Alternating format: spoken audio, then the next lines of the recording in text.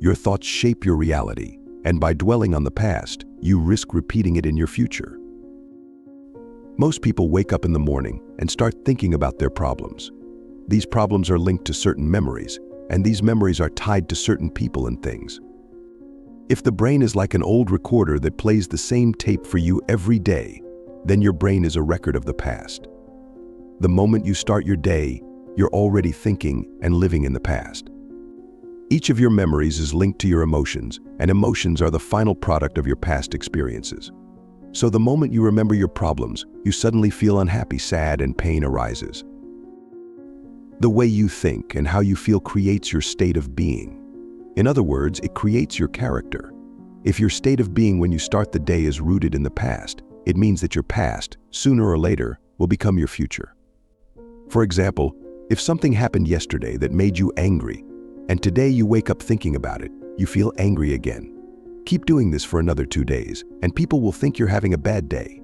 Do this for a week, and people will think you're in a bad mood. If you continue for too long, soon the anger will become part of your character. You will be known as a person who is always angry. So as you can see, your thoughts have a lot to do with your destiny. What it means is that if you keep thinking about the past, you will continue creating the same life for yourself in the future. Without even realizing it, you keep creating a life you don't even like. Here's how it typically happens. You wake up, grab your phone, open Instagram, check WhatsApp, read some emails or text messages, then check the news.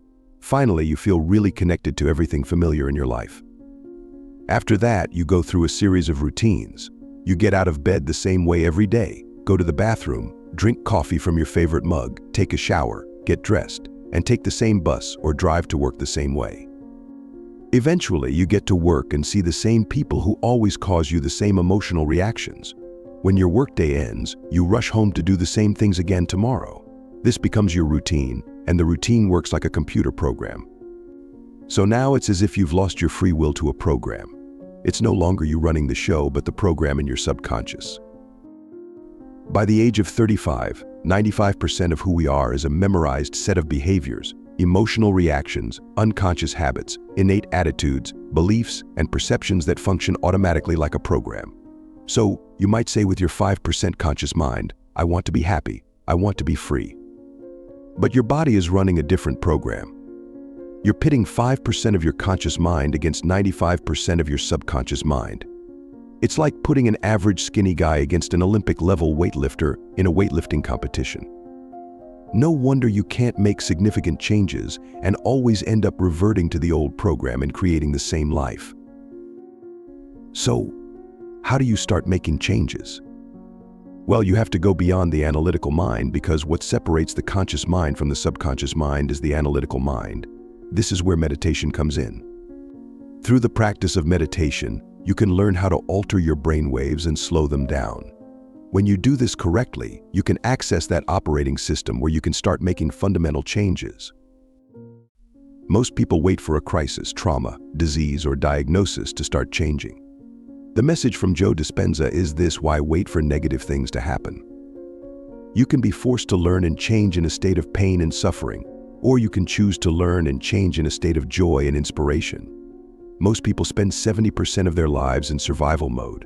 They live in stress, always anticipating the worst-case scenario based on past experiences. Faced with infinite potential in the quantum field, they literally choose negative outcomes. They select the worst possible outcome, like looking at a menu with countless options and choosing the worst possible dish.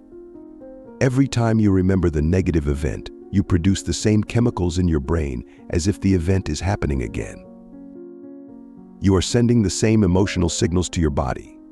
In a way, your body is your unconscious mind. Your body doesn't know the difference. It thinks the event is actually happening now. Most people are constantly recreating their negative emotional states by constantly thinking about them. So, when it comes time to let go of the negative emotion, they might say, I really want to change, but the problem is that the body is stronger than the mind. It has been conditioned to negative emotions for years. The body was once a servant, but has now become the master. Suddenly, when you decide to change and venture into the unknown, the body doesn't like it. It prefers to feel guilt and suffering because it's familiar and predictable. The unknown is a scary place. Entering the unknown is like stepping into a deep river. The body knows that if you manage to get to the other side, it will die. It will do everything it can to stop you. That's why, the moment you start to meditate, your nose suddenly starts to itch, you remember an important task you had to do, or a memory from 20 years ago pops up. This is your body saying, let's give up and go back to our miserable old life. The body has many tools and will use each one to prevent you from entering the unknown. The unknown is the best place to create your future, and the easiest way to enter the unknown is through meditation. Unlock wealth in 90 days with the wisdom of a 7,000-year-old wizard. The Wealth Wizard's Secrets to be rich. Achieving wealth in 90 days helps you overcome limiting beliefs, reprogram your mind, and set clear goals. This transformative guide, packed with motivational stories and practical exercises, is your path to prosperity. Get it now for the promotional price, available only today. Click on the pinned comment link and start your journey to wealth now. When you are in a deep meditative state, you can start creating your future. What kind of new life do you want? What behaviors do you want to demonstrate? What kind of person do you want to be? The act of closing your eyes and mentally rehearsing the things or behaviors you desire in your life is the best way to create your future. If you are truly present, the brain won't know the difference between imagination and real-life experience. Through the act of imagination, you are installing the programs and software of your future life. Now, your brain is no longer a record of the past, it's a map to the future. And if you keep doing this, who knows, you might start acting like a happy person.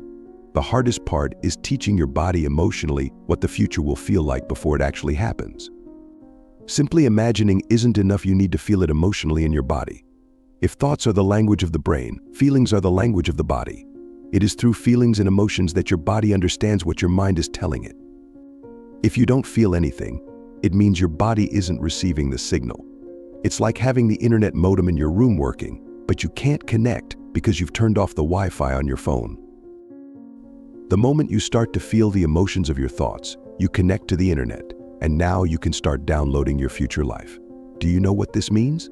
It means you no longer need to wait for success to feel successful. You don't need to wait for wealth to feel abundant. You don't need to wait for your new relationship to feel love, according to the quantum model of reality. The moment you start feeling abundant and worthy, you begin to move towards your future. This means you are becoming the creator of your future. You are no longer living as a victim, saying things like, I am this way because of this person or that experience. Unfortunately, many people today are victims of their own negative thoughts from the past. Most people don't realize this, but here's the problem with those thoughts. Just because you have a thought doesn't mean it's true. I'll repeat. Just because you have a thought doesn't mean you should act on it. On average, you think 60,000 to 70,000 thoughts a day, and 90% of those thoughts are the same as the day before. If your thoughts have something to do with your destiny, then your life isn't going to change much because the same thought leads to the same choices. The same choices lead to the same behavior. The same behavior creates the same experience, and the same experience produces the same emotion. That's why it's so important to meditate, so you can become more aware of how you think, act, and feel. The more aware you are, the less likely an unwanted thought will slip past your consciousness. The word meditation means to become familiar with. As you become familiar with the thoughts, behaviors, and emotions of your old self, you no longer allow them to influence you. Instead, you begin to have new thoughts and condition yourself to them. If you do this long enough, this new emotional state will become familiar to you. Creating a new self is like creating a new garden. First, you have to get rid of the weeds and stones. Then you need to remove last year's plants and prepare the soil. Only after this can you start planting. Meditating essentially works the same way. You are preparing the garden, and it's not an easy job. Training your body to sit and meditate is like training a wild animal, like a dog. You tell it to sit and stay, but it runs away. So you catch it and bring it back, but of course it runs away again. And you catch it again and bring it back. This process requires patience and persistence. Just as with training a dog, it takes time and repetition to see results. As you continue to practice meditation, you gradually train your body and mind to stay focused and present. Over time, you'll notice that the weeds and stones of negative thoughts and emotions start to disappear. The soil of your mind becomes fertile and ready for new, positive thoughts and emotions to take root. By consistently meditating and familiarizing yourself with these new states of being, you create a new garden within yourself, one that is filled with the flowers of abundance, worthiness, and positivity. This garden becomes the foundation for a new, fulfilling life, where you are no longer a victim of your past but a creator of your future. It's like training a wild animal, a dog. You tell it to sit and stay, but it runs away. So you catch it and bring it back. But of course it runs away again, and you catch it again and bring it back. The moment you start meditating, your body says, "Hey, it's 8 o'clock. You usually read emails and get angry at this time, but here you are, sitting and doing nothing." You're not following what's been happening for years. We've been getting angry together at this moment, and now suddenly you're going to change like this. So the body starts sending signals. The body is basically looking for that predictable chemical state and doesn't care if it's toxic. Every time you become aware of what your body is doing and bring your attention to the present moment, you're telling the body that it's no longer the mind, you are the mind now, and your will is becoming greater than that previous subconscious program. And if you keep doing this again and again, just like a trained dog, the body will sit and obey. The moment the body surrenders, there's a release of energy. You shift from particle to wave, from matter to energy, and you break free from the chains of those emotions that kept you tied to the familiar past. If you do this for just 1 week, you'll begin to see differences in your life. You'll start to notice yourself more often, becoming more aware of yourself, and you'll avoid reverting to your old, unhappy self. As you continue to practice meditation and mindfulness, you'll gradually cultivate a deeper sense of self-awareness and emotional resilience. This heightened awareness allows you to observe your thoughts and emotions without being controlled by them. Instead of reacting impulsively to negative stimuli from your environment or past experiences, you gain the power to respond thoughtfully and intentionally. With this newfound clarity, you'll find it easier to break free from old patterns of behavior and limiting beliefs that have held you back. Moreover, the benefits of meditation extend beyond your personal life and can positively impact your professional endeavors as well. By cultivating a calm and focused mind, you enhance your cognitive abilities, creativity, and problem-solving skills. As you become more adept at managing stress and maintaining mental clarity, you'll find yourself better equipped to navigate challenges and seize opportunities in your career. Ultimately, the practice of meditation empowers you to lead a more fulfilling and purposeful life, both personally and professionally. Furthermore, incorporating mindfulness practices like meditation into your daily routine can foster stronger relationships and enhance your interpersonal skills. As you develop greater self-awareness and emotional intelligence, you'll become more attuned to the needs and perspectives of others.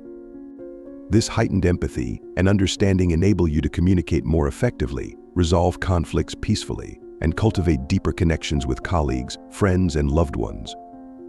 By nurturing positive relationships built on trust, respect, and empathy, you create a supportive network that bolsters your personal and professional growth. The greatest benefit of meditation is cultivating inner peace and clarity of mind, and consequently opening up paths for you to achieve your goals, whatever they may be. And I guarantee you that at the very least your mental health will improve to the point where you can start living a new life in a matter of 7 days.